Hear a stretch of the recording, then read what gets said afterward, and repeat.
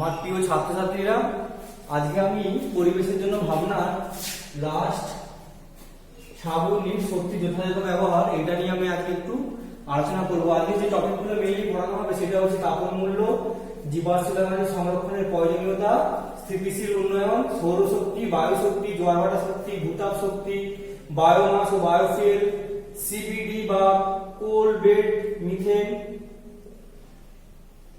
আর methane hydrate, এই কটা জিনিস সম্বন্ধে আমরা জানবো। প্রথমে আসছি তাপন মূল্য বা ক্যালোরিফিক ভ্যালু।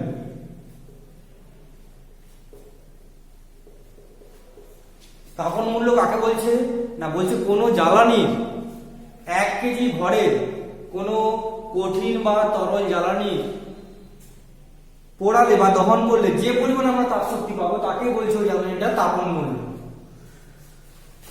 যেমন কেরোসিন,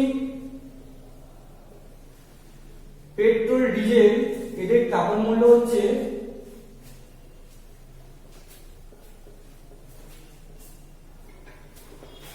তাপন মূল্য 45 থেকে 47 কিলো ক্যালোরি পার কেজি। পার কেজি কথাটার অর্থ কি? অর্থাৎ 1 কেজি যদি আমি কেরোসিন বা পেট্রোল বা ডিজেল যদি দহন করি তাহলে আমরা কতটা তাপ পাবো? 45 থেকে 47 কিলো ক্যালোরি। সব থেকে তাপন মূল্য কার বেশি? সব থেকে তাপন মূল্য বেশি হচ্ছে হাইড্রোজেন গ্যাসের, তারপর এলপিজি গ্যাসের, তারপর এলের। তাহলে তাপন মূল্য কাকে বলছে না, 1 কেজি ভরে কোনো জ্বালানির দহনে যে পরিমাণ আমরা তাপ পাবো, তাপ শক্তি, তাকে বলা আছে তাপন মূল্য। তো কয়েকটি পদার্থের আমি তাপন মূল্যের ক্রম সাজাচ্ছি, অর্থাৎ কার কম কার বেশি এটা থেকে বোঝা যাবে তাপন মূল্যটা কার কিরকম। তাপন মূল্যের ক্রম: কাঠ, কয়লা, petrol, diesel, kerosene, LPG, hydrogen.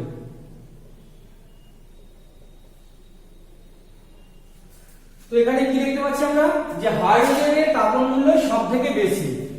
তার থেকে কার বেশি? এলপিজি। তার থেকে কেরোসিন, ডিজেল, পেট্রোল, কয়লা, কাঠের তাপন মূল্য সব থেকে কম। অর্থাৎ আমরা যে জ্বালানি হিসেবে যে কাঠ ব্যবহার করি তার তাপন মূল্যটা সবার থেকে কম। এলপিজি গ্যাস বা গ্যাসের সিলিন্ডার যে আমরা ব্যবহার করি সেটা জ্বালানির কাঠের থেকে তাপন মূল্যটা তার বেশি। তো এখানে এলপিজি তাপন মূল্য প্রায়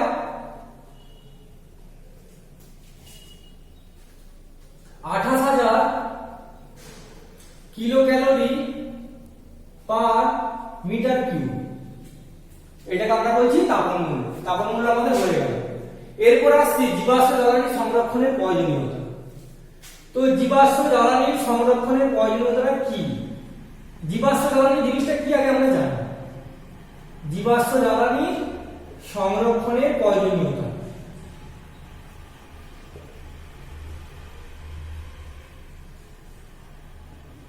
জীবাশ্ম জ্বালানি কি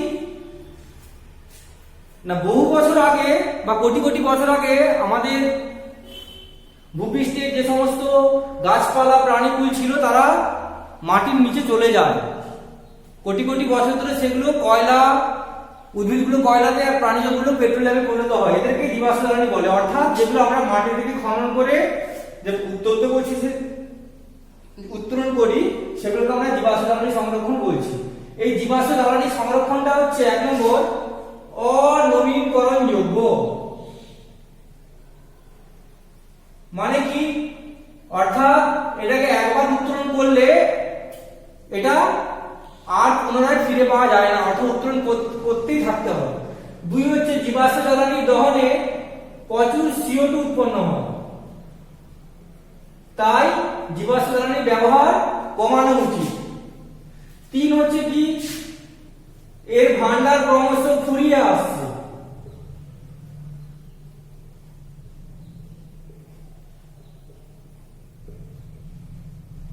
ভান্ডার যদি ক্রমশ ফুরিয়ে আসে তাহলে কি হবে, না একটা সময় এসে দেখা যাবে যে সেই সভ্যতাটা থমকে গেছে বা আটকে গেছে বা বিকল্প শক্তির জন্য ভাবতে হচ্ছে, তাহলে ভান্ডার ক্রমশ ফুরিয়ে আসছে। আর 4 নম্বর হচ্ছে ভবিষ্যৎ প্রজন্মের জন্য সংরক্ষণ। অর্থাৎ এই জীবাশ্ম জ্বালানিকে আমাদেরকে এমন ভাবে ব্যবহার করতে হবে যাতে ভবিষ্যৎ প্রজন্মরাও ব্যবহার করতে পারে।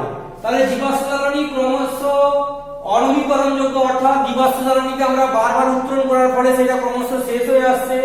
এই জীবাশ্ম জ্বালানির ফলে CO2 উৎপন্ন হয়, ফলে পরিবেশ দূষণ হয়, পরিবেশ দূষণের মতো ঘটনাগুলি ঘটে।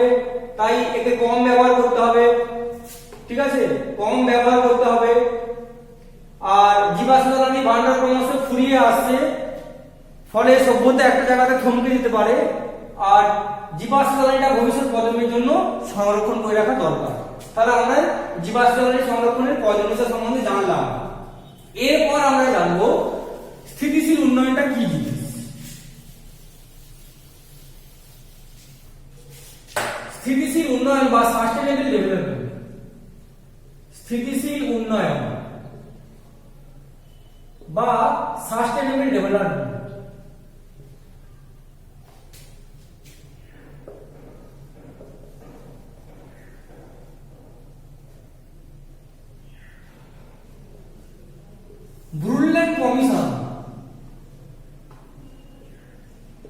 ব্রুন্ডল্যান্ড কমিশন স্থিতিশীল উন্নয়ন সম্পর্কে বলেছে যে উন্নয়ন ভবিষ্যৎ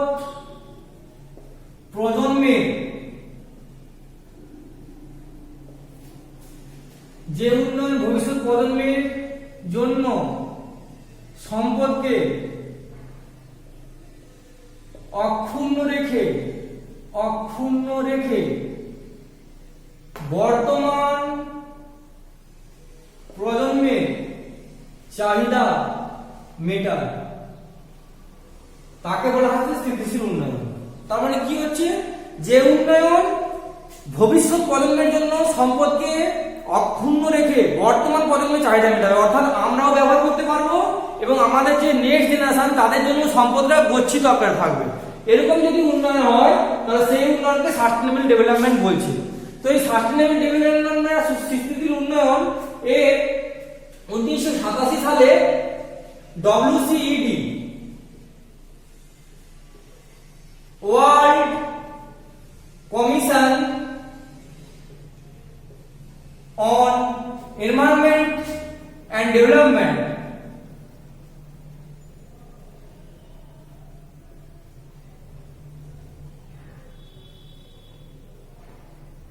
তাদের our common features এই প্রতিবেদনে দুটি বিষয়ের উপর গুরুত্ব আরোপ করেছেন, দুটি বিষয়ের উপর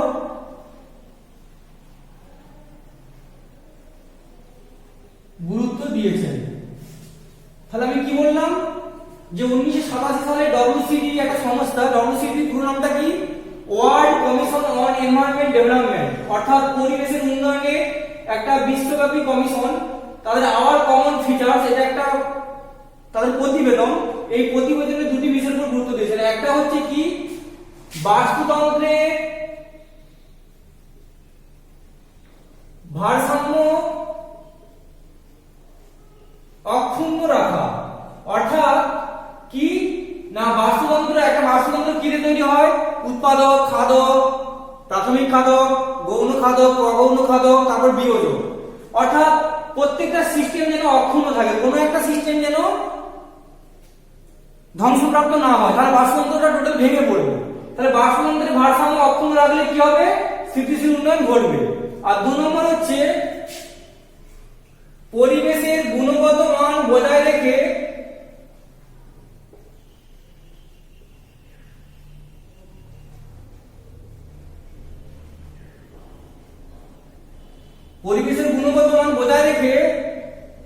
মানুষের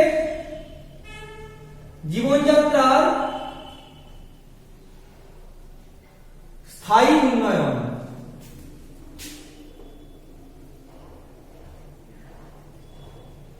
করা। অর্থাৎ কি, মানুষের জীবনযাত্রাটা এমন উন্নত করা হবে যাতে কোনো পরিবেশ দূষণ ঘটবে না, পরিবেশের গুণগত মানটা বজায় থাকবে, এটাকে বলছে স্থিতিশীল উন্নয়ন। তাহলে স্থিতিশীল উন্নয়নটা যদি আমি চট করে বলতে চাই, আমি অনেক জায়গাতে দেখেছি রাস্তার ধারে যে সজল ধারা প্রকল্প, সেই প্রকল্পের জল দেখি ট্যাপ খোলা আছে, জল পড়েই যাচ্ছে। তাহলে এটা কি স্থিতিশীল উন্নয়ন হলো? এটা স্থিতিশীল উন্নয়ন হলো না, কারণ এই জলটা আমরা অপচয় করছি। আমরা আমাদের প্রজন্মটা হয়তো জলটা ইউজ করে নিচ্ছি, তাহলে নেক্সট প্রজন্ম জলটা কোথা থেকে পাবে? কারণ জল তো আমরা মাটির তলা থেকে ভূগর্ভস্থ জল আমরা পানীয় হিসেবে ব্যবহার করি। তাহলে জলটাকে আমাদের এমন ভাবে ব্যবহার করতে হবে প্রয়োজন মতো, যাতে জলের অপচয় না হয়, ভবিষ্যৎ প্রজন্মের জন্য যাতে জলটা সুরক্ষিত থাকে। আবার গাছ, এখন বিভিন্ন জায়গায় দেখা যাচ্ছে ফ্ল্যাট করার জন্য, ফ্ল্যাট বাড়ি নির্মাণ করার জন্য গাছপালা সব কেটে দিয়ে সেখানে রোডের ধারে সব ফ্ল্যাট বাড়ি নির্মাণ হয়ে যাচ্ছে, নতুন করে কেউ গাছ লাগাচ্ছে না। এটাও কিন্তু স্থিতিশীল উন্নয়নের মধ্যে পড়ছে না। তাহলে স্থিতিশীল উন্নয়ন করতে গেলে কি হবে? আমাদের যেমন বসত বাড়ি নির্মাণ করতে হবে, পাশে সেরকম ফাঁকা জায়গাতে নতুন করে বনসৃজন লাগাতে হবে। আমি যদি একটা কাঠের গাছ লাগিয়ে যাই, তাহলে 50 বছর পরে পরের প্রজন্ম সেই কাঠটা থেকে আসবাবপত্র তৈরি করতে পারে বা সেই কাঠটা অন্যান্য কাজে লাগাতে পারে। তাহলে এইগুলো হচ্ছে স্থিতিশীল উন্নয়ন। অর্থাৎ বনসৃজনটা হচ্ছে একটা স্থিতিশীল উন্নয়ন, জলের অপচয় রোধ করাটা হচ্ছে একটা স্থিতিশীল উন্নয়নের মধ্যেই পড়ছে। তাহলে আমরা স্থিতিশীল উন্নয়ন সম্পর্কে মোটামুটি জানলাম যে WCED দুটো জিনিসের উপর গুরুত্ব দিয়েছিল, ভারত বাস্তুতন্ত্রের ভারসাম্য বজায় রাখা, আর 2 নম্বর হচ্ছে পরিবেশের গুণগত মান বজায় রেখে মানুষের জীবনযাত্রার স্থায়ী উন্নয়ন। অর্থাৎ কি না, আমরা মানুষের এমন ভাবে জীবনযাত্রা উন্নয়ন করব যাতে পরিবেশের গুণগত মান যেন নষ্ট না হয়, পরিবেশ দূষিত যাতে না হয়। এরপর আমরা আসছি যে শক্তিগুলো আছে, অনবীকরণযোগ্য শক্তি। অর্থাৎ নবীকরণযোগ্য শক্তি বলতে কি? নবীকরণযোগ্য শক্তি বলতে বোঝাচ্ছে যেগুলো পুনরায় ফিরে পাওয়া যাবে, ঠিক আছে, যেগুলো পুনরায় ফিরে পাওয়া যাবে। পুনর্বীকরণযোগ্য শক্তি, পুনর্বীকরণযোগ্য শক্তি মানে পুনরায় সেই শক্তিকে ফিরে পাওয়া যাবে, এটা মানে এটাই দাঁড়াচ্ছে। তার মধ্যে কি কি আছে? সৌরশক্তি, বায়ুশক্তি, জোয়ার শক্তি, ভূতাপ শক্তি, বায়োমাস, সিপিডি, মিথেন, হাইড্রোজেন। এগুলো আমরা একে একে ছোট ছোট করে সংক্ষিপ্ত আকারে আলোচনা করছি। তো পুনর্বীকরণযোগ্য শক্তি ধারণাটা কোথা থেকে আসলো না, যখন দেখা যাচ্ছে যে কয়লা আর পেট্রোলিয়ামটা আমাদের ক্রমশ শেষ হতে চলেছে মাটি থেকে উত্তোলন করার ফলে, তাহলে আমাদেরকে তখনই আমাদের বিকল্প শক্তি ধারণা আমাদের পরিবেশে গৃহীত হলো। তার মধ্যে 1 নম্বর আসছে সৌরশক্তি। তো সৌরশক্তি কি না, সূর্যের আলোকে বিদ্যুৎ শক্তিতে রূপান্তরিত করা হচ্ছে সৌরশক্তির মূল লক্ষ্য। তো এখানে কি হয়, সৌর প্যানেলে অর্ধপরিবাহী হিসেবে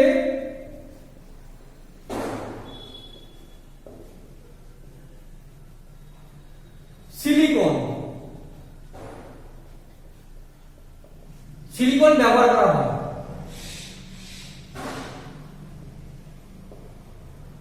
তাতে যদি আলোক রশ্মি ফোটন করা পড়ে,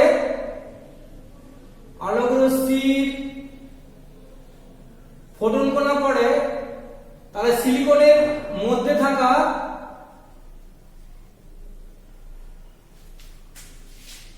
ইলেকট্রন উত্তেজিত হয় ও বিদ্যুৎ শক্তি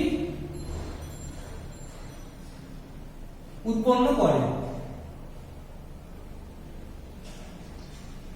তো সোলার সিস্টেমে সৌর যে প্যানেল, সেই সৌর প্যানেলে কি হচ্ছে, অর্ধপরিবাহী হিসেবে সিলিকন এসে আছে, ব্যবহার করা হচ্ছে। সেখানে যখন সূর্যের আলো এসে পড়ছে, তখন সিলিকনের মধ্যে থাকা ইলেকট্রনগুলো উত্তেজিত হচ্ছে এবং বিদ্যুৎ শক্তি উৎপন্ন করছে। এই বিদ্যুৎ শক্তি সরাসরি ব্যবহার করা যায় অথবা সরাসরি ব্যবহার করাও যায় এই বিদ্যুৎ শক্তিটা, অথবা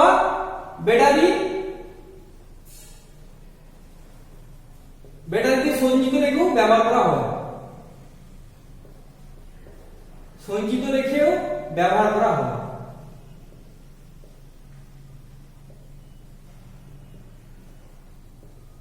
তাহলে সৌরশক্তির সকল শক্তির মূল উৎস হলো সূর্য। তাহলে সূর্য থেকে যে সৌরশক্তি, সেটা সৌর প্যানেলের মাধ্যমে আমাদের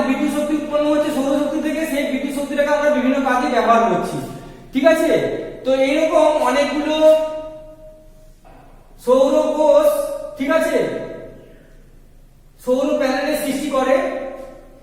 আমাদের যে কৃত্রিম উপগ্রহে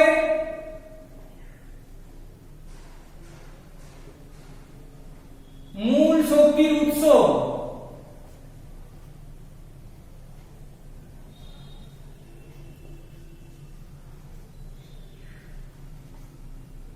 সৌরশক্তি। তাহলে কৃত্রিম উপগ্রহের মূল শক্তির উৎস কি? সৌরশক্তি। সৌরশক্তি কাজে লাগে কি কি জিনিস ব্যবহার করা হয়? সৌর হিটার বা সোলার হিটার মানেটাই ভালো। Solar heater, solar cooker, solar mobile,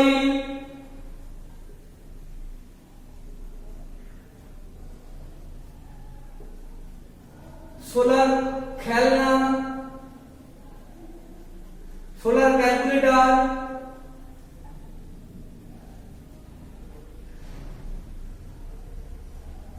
ইত্যাদি। বলছে গবেষণা দেখা গেছে সারা পৃথিবীতে প্রতিদিন বা পৃথিবীতে 1 ঘন্টায় যে পরিমাণ সূর্যের আলো পড়ে, সারা পৃথিবীতে 1 ঘন্টায় যে পরিমাণ সূর্যের আলো পড়ে, তাকে যদি আমরা সেই শক্তিকে যদি আমরা তাপ শক্তিতে রূপান্তরিত করি, তা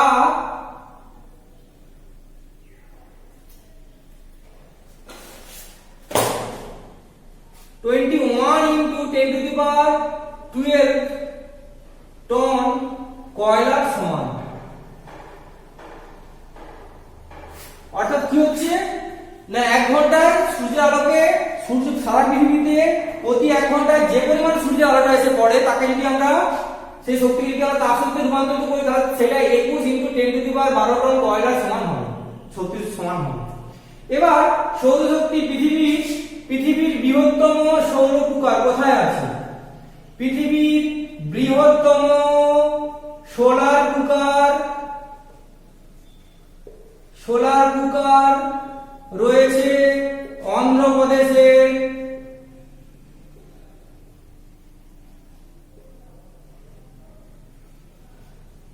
তিরুমালায়, যেখানে প্রতিদিন 15,000 মানুষের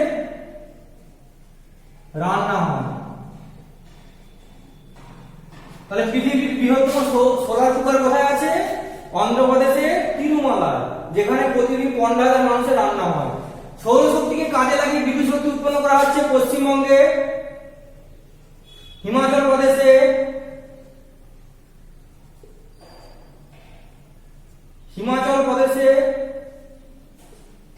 লাক্ষাদ্বীপে, আন্দামান নিকোবর দ্বীপপুঞ্জে,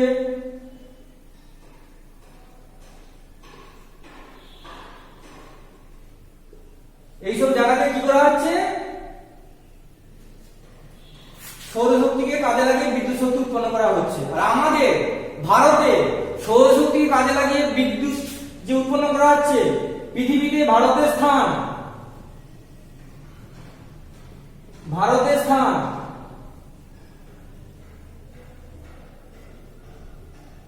সৌরশক্তিতে, সৌর বিদ্যুৎ চতুর্থ। এই হচ্ছে আমরা মোটামুটি সৌরশক্তি সম্বন্ধে জানলাম। এরপর আসছি বায়ু শক্তি।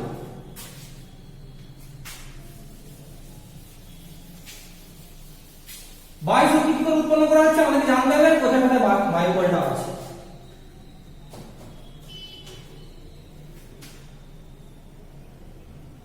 পাঁচ বায়ু শক্তি।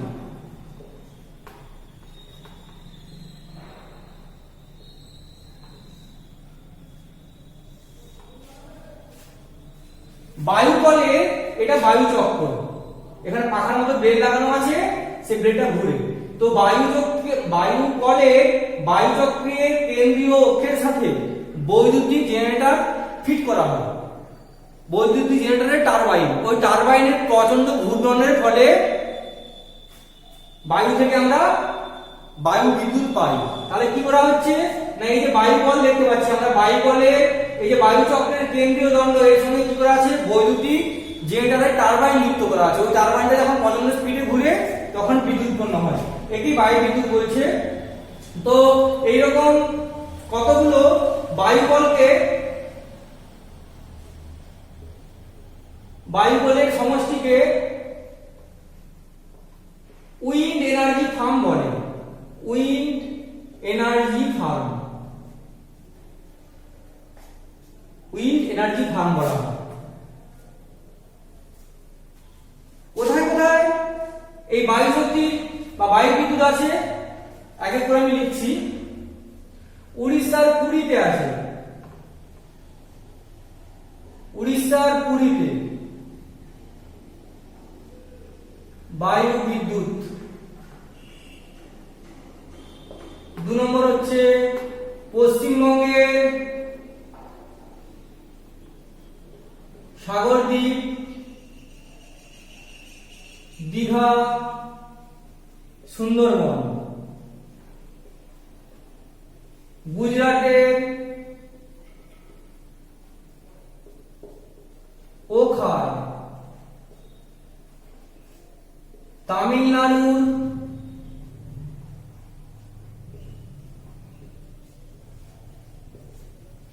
তুতিকোরিনে বায়ু বল আছে, উইন্ড এনার্জি ফার্ম, বায়ু বিদ্যুৎ, ঠিক আছে। উইন্ড এনার্জি ফার্ম তুতিকোরিনে। আরেক তামিলনাড়ুর আরেকটা আছে, কোথায়, তুতিকোরিনে আছে। আরেকটা হচ্ছে তামিলনাড়ুর কন্যাকুমারীর কাছে আছে, যেটা 380 মেগাওয়াট। কন্যাকুমারীতে আছে যেটা 380 মেগাওয়াট বিদ্যুৎ উৎপন্ন করে, যেটা হচ্ছে মোটামুটি সর্ববৃহৎ। তাহলে বায়ু শক্তি কাজে লাগিয়ে আমরা বায়ু বিদ্যুৎ উৎপন্ন করছি। কতগুলো এরকম বায়ু বলের সমষ্টি, অনেকটা এলাকা জুড়ে যদি আমরা এরকম কতগুলো বায়ু বল যদি আমরা করি, বিদ্যুৎ উৎপন্ন করি, তখন তাকে বলা হচ্ছে উইন্ড এনার্জি ফার্ম। বায়ু বিদ্যুৎ বা উইন্ড এনার্জি ফার্ম কোথায় কোথায় আছে, উড়িষ্যার পুরীতে আছে, পশ্চিমবঙ্গের গুজরাটের ওখায় আছে, তামিলনাড়ুর তুতিকোরিনে আছে, তামিলনাড়ুর কন্যাকুমারীতে সর্ববৃহৎ এই উইন্ড এনার্জি ফার্ম আছে, যেখানে 380 মেগাওয়াট বিদ্যুৎ উৎপন্ন হয়। এরপর আসছি আমি জোয়ার ভাটা শক্তি।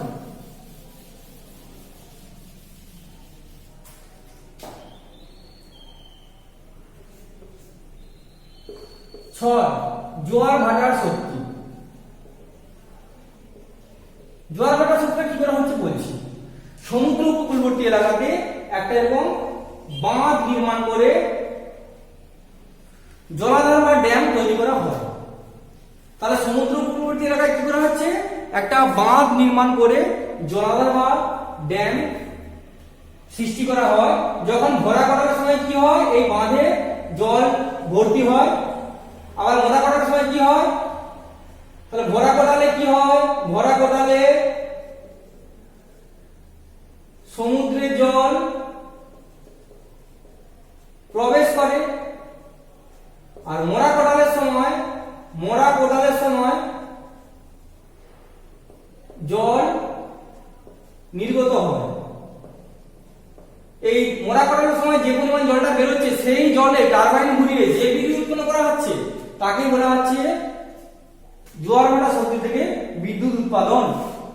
ঠিক আছে, জোয়ার ভাটা শক্তি থেকে বিদ্যুৎ কোথায় কোথায় আছে, গুজরাটে কচ্ছ উপকূলে আছে, আর পশ্চিমবঙ্গে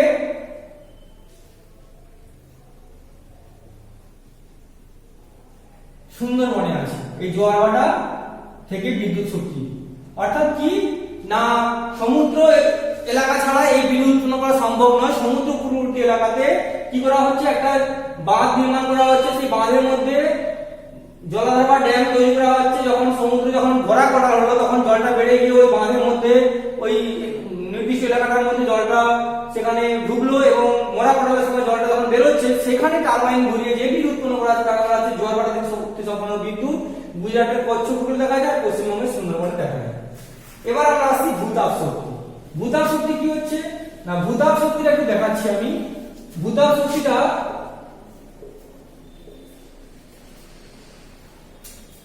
যখন এরকম একটা আগ্নেয়গিরি থাকে, তো আগ্নেয়গিরি থেকে যখন লাভা বেরোয় ঠিক ভূপৃষ্ঠ থেকে 15 থেকে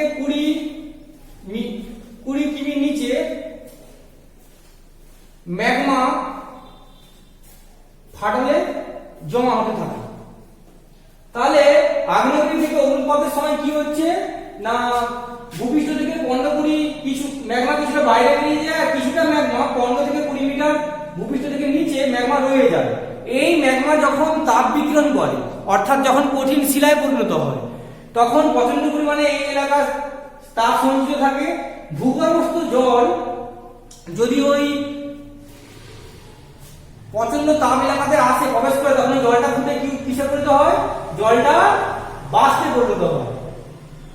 ওই বাষ্পকে পাইপ দিয়ে বাইরে নির্গত করে টারবাইনের সাহায্যে যে বিদ্যুৎ উৎপন্ন করা হয় তাকে বলা হচ্ছে ভূতাপ শক্তি বিদ্যুৎ। আমি আরেকবার বলছি, আগ্নেয়গিরি অগ্নুৎপাতের সময় যে পরিমাণ লাভা বাইরে বের হয়, কিছু পরিমাণ লাভা বা ম্যাগমা আমার ভূপৃষ্ঠ থেকে 15 থেকে 20 কিলোমিটার নিচে জমা হয়। ওই ম্যাগমাটা যখন তাপ বিকিরণ করে ওই এলাকায় তখন প্রচুর পরিমাণে তাপ সঞ্চিত থাকে, তাকে বলা হচ্ছে ভূতাপ। ওই তাপ সঞ্চিত ভূতাপের সংস্পর্শে যদি ভূগর্ভস্থ জল ওই সংস্পর্শে আসে, জলটা তখন বাষ্পীভূত হয়ে যায়। ওই বাষ্পীভূত জলকে পাইপের সাহায্যে বাইরে বের করে সেখানে টারবাইনের সাহায্যে ঘুরিয়ে আমরা বিদ্যুৎ উৎপন্ন করছি। কোথায় কোথায় আছে ভূতাপ শক্তি থেকে বিদ্যুৎ কেন্দ্র?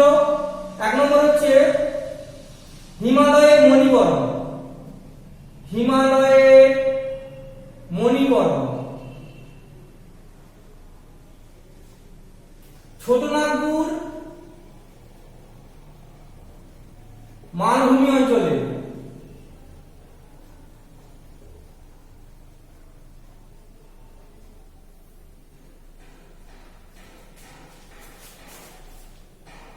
লাদাখের কুখা,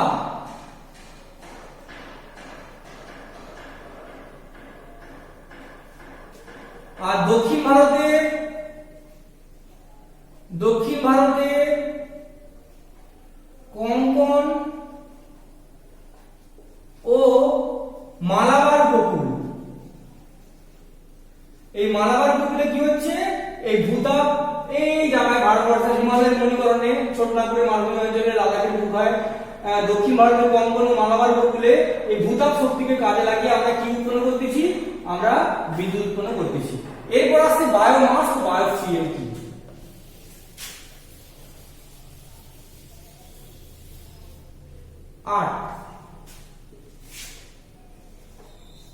বায়োমাস, মাস মানে কি, মাস মানে ভর, বায়ো মানে কি, জীবের ভর। এক কথা বলতে গেলে আমাদের বাড়ি থেকে যে গৃহস্থালী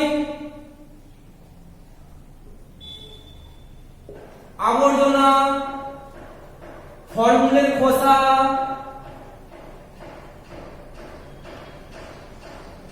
আচ্ছা আখের ছিবড়ে,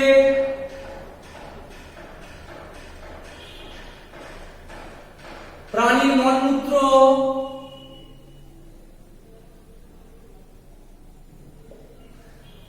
আর কি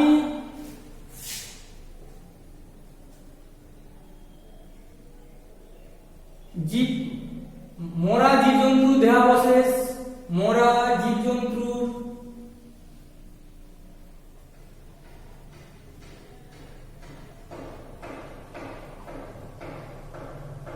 একসঙ্গে বায়োমাস বলে।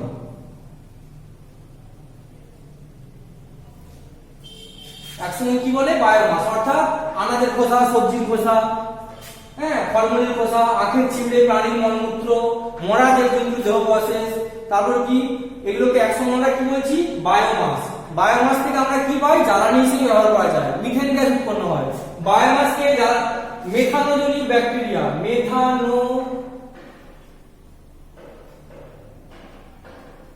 মেথানোজেনিক ব্যাকটেরিয়া কি করে, এই বায়োমাস থেকে বায়োগ্যাস তৈরি করে এবং বাকি যে অবশিষ্ট অংশটা সেটা উত্তম সার হিসেবে ব্যবহার করা হয়, যেটা পড়ে থাকে। এটা হচ্ছে বায়োমাস। বায়োমাস থেকে এই বায়োফুয়েল তৈরি হয়। বায়োমাস থেকে যে জ্বালানি তৈরি হয়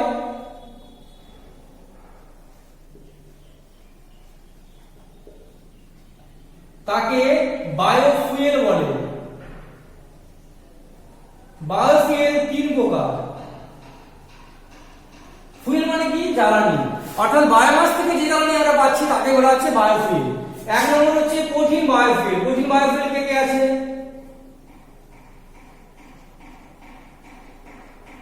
কাঠ, খড়, বাঁশ।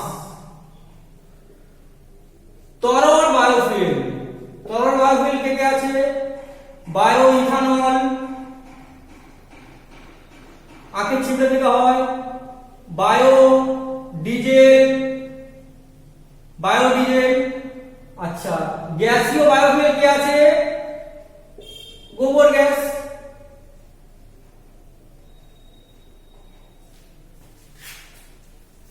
গোবর গ্যাস কিন্তু খুব ভালো একটা বায়োফুয়েল উদাহরণ। ঠিক আছে, গরুর গোবরকে একটা চেম্বারে রেখে সেখান থেকে গ্যাস উৎপন্ন করা হয়, সেখান থেকে রান্না করা হয়, আলো জ্বালানো হয়। গোবর গ্যাস একটা ভালো সোর্স অফ বায়োফুয়েল। এই হলো বায়োমাস ও বায়োফুয়েল। এবার আছে সিবিডি।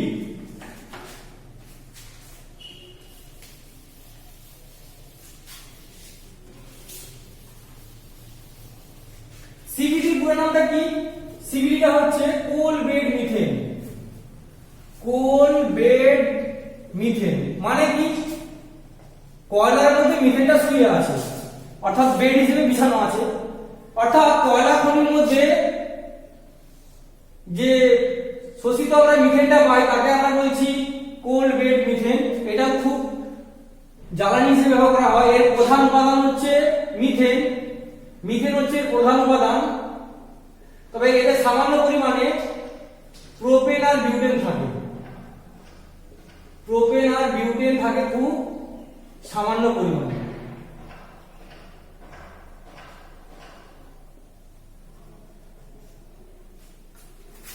আমাদের বর্ধমান জেলার রানীগঞ্জে, পশ্চিমবাংলার বর্ধমান জেলার রানীগঞ্জে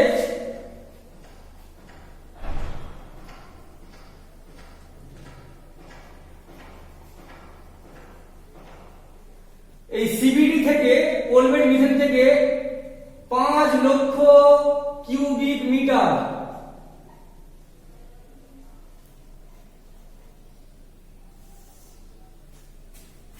কোলবেড মিথেন আমরা পাচ্ছি। ঠিক আছে, 5 লক্ষ কিউবিক মিটার দৈনিক পাচ্ছি আমরা। কোথায়, বর্ধমানের রানীগঞ্জে। এরপর আছে মিথেন হাইড্রেট। মিথেন হাইড্রেটটা কি, মিথেন হাইড্রেটটা হচ্ছে মিথেনের সঙ্গে জল যুক্ত আছে, এটার অর্থ নাকি সমুদ্রের তলদেশে যদি মিথেন জলের সংস্পর্শে আসে তখন একটা কেলাসাকার যৌগ উৎপন্ন করে, তার সংকেত হচ্ছে 4CH4 23 অণু জল। এটি একটি ক্লাউডেড মানে গঠিত যৌগ, এটাকে বলা আছে মিথেন হাইড্রেট। মিথেন হাইড্রেট হচ্ছে খুব একটা ভালো জ্বালানির একটা শক্তির ভালো উৎস, যেটা কোথায় পাওয়া যায়, যেটা সমুদ্রের তলদেশে পাওয়া যায়। সমুদ্রের তলদেশে কোনো চ্যুতির ফলে যদি সমুদ্রের তলদেশে কার মিথেন যদি জলের সংস্পর্শে আসে তখন মিথেন জল মিলে একটা ক্লাসাকার গঠন উৎপন্ন করে, একে বলা হচ্ছে methane hydrate. 1 litre methane hydrate থেকে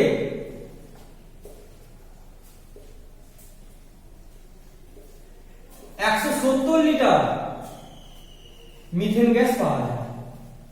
অর্থাৎ এই মিথেন গ্যাসটা কিন্তু জ্বালানি হিসেবে ব্যবহার করা যাবে। ঠিক আছে, এই হলো আমাদের পুনর্নবীকরণযোগ্য শক্তির উদাহরণ বা আমরা সম্বন্ধে আমরা জানলাম।